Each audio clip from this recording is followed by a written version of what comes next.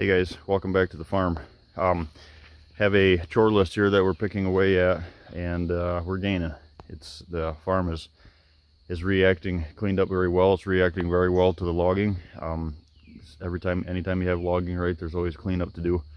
But in here, tackling it on my, between client trips, and we are creeping up on the end of May. We're looking at Memorial Day weekend here, kind of staring us in the face, and season is just around the corner. We are going to touch on a couple topics here. I'm often asked about water holes, when to put them out, how many, per farm. It's kind of a tricky topic to answer that with. It's not one of those one hat fits all when it comes to water holes, guys. And the reason for that is I've had 40s with 2, I've had 80s with 4, I've had 160s with 2, so it just really depends. To answer a couple of the questions here, why do we put water tanks next to already running creeks? Well, deer like warm, stagnant water. They do not like, they prefer, not that they won't drink out of a cold creek, and I'm sure, people see or listening to this have seen that happen. I've seen it happen, but they prefer warmer, stagnant water, which raises the question of the whole EHD thing right now. If you're tuning in from the state of Illinois, sadly, someone overeducated, underskilled is making decisions in the state of Illinois as far as water holes are now classified as attractants. So little do they know that if they're going to outlaw any water hole creation, it needs to be the man-made water hole, because there's mud around it, hence where the midge lives and promotes EHD. You'd think the western states such as Illinois would catch on to that, and they would promote water tanks instead of ponds, but that's not the case. So if you're looking to write your legislature a letter, that would be the letter to write. If I was I've always told clients this, and I won't go down this road very much, but if I was a billionaire, I would be doing that, and I would be in the courtroom with the state of Illinois, and we would be hashing that situation out, because I really feel that that's coming. So I don't want to see anybody's water hole creations, whether you build one yourself with an excavator or you put a water tank in. I really don't want to see anybody lose water holes. But if we're going to lose the water holes, it needs to be the man-made dirt tanks or the dirt ponds, not the water tanks. Pretty smart. Water tanks, no midge. Excavated out tanks in the mud, the midge. So with that said, guys, we're going to touch on a couple other questions here. One, I've had it happen more so this year than any year before. I don't really know why, other than we've had, I think kind of all across the country, we've had a pretty wet spring. What I'm referring to, guys, is this situation right here behind me. We're down here at the Copperhead Road stand here at the farm, and you can see, and a couple of my clients are going to laugh about this because we just had this talk. I said, well, I just put mine in. I haven't had that issue. Well, I'll come down here after I get home from client trips, and guess what? I've never experienced this because of the ground that I've always put them in. I've had some of the stuff wash away from the sides of them and stuff, but never float the tanks. And that's exactly what happened here. What I did is this is one of the last projects that we did before we left on my May client trips. And I didn't fill them. I put them in and got the critter sticks in them and stuff in case something fell in. I tamped in around it. So anytime you dig a water hole out, guys, make sure that you tamp the soil back in around the tank, not to crush the tank, but to make sure that is good and firm, and then fill them after you're done. If you don't have any rain coming for a couple of days, you have some time. But if you have rain coming in the forecast, make sure that you get water in them for the weight to hold them down.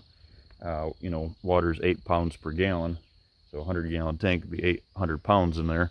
And this is kind of one of those deals that it's pumping out. This is one of those deals that it's water went around it and got underneath, filled that hole with water, and pumped the water hole to the surface.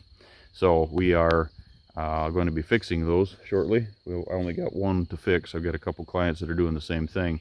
Heavier ground, just remember, guys, when you're putting water tanks in heavier ground, make sure that you tamp them in. After you dig them in, tamp them back in as you're filling them. Put the water in them for the weight, and so that this does not happen to you. you'll know that the pre-rut is happening. They very seldom use them in the summer because the moisture content, everything that they eat, they're getting moisture, you know, all over your farm and all over your area. Every morning snack, every evening snack, they're getting, you know, as you can see around, everything is green, right? That green vegetation has good moisture, so they're able to reach it. Well, when all this stuff starts dying and they're bedded dry all day long and they need a drink, you can tell when the pre-rut is kicking off, because these critters are moving more, bucks are on their feet, they're doing a little searching, and the testosterone is starting to build, and before you know it, these tanks come alive, you know. So you would think they would want cold water like we do, and they don't. They seek warm, stagnant water. So if you're tuning into this and you're looking at trying to maybe build a water hole or a water tank on your property, I highly recommend the tanks for that reason. Now, you might be in a part of the country where EHD has never been, but if you've ever experienced EHD, and like I have, blue tongue out west, everything that, you know, kind of tied to that, it's devastating, and we definitely don't want that to happen anywhere around the country to any of our deer herds. So if I had a say in it, I would recommend that you place a 110 to 170 gallon livestock tank, because other than, you know, the mud around it now, once I get it corrected, there's very little mud around. You can put rye around them, a little bit of clover or something around them to lock that, you know, erosion, help that erosion from happening. And over time, they settle in a year or two, you might have to kick a little dirt around them here and there. But as they grow in, it'll be solid grass around that with just the water surface sticking out, and we don't have to worry about the midge.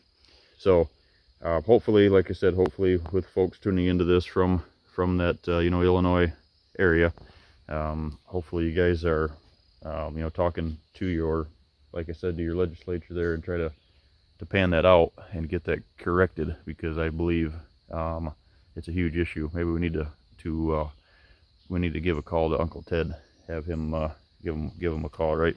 Rattle somebody's cage there a little bit, because to me it's ridiculous.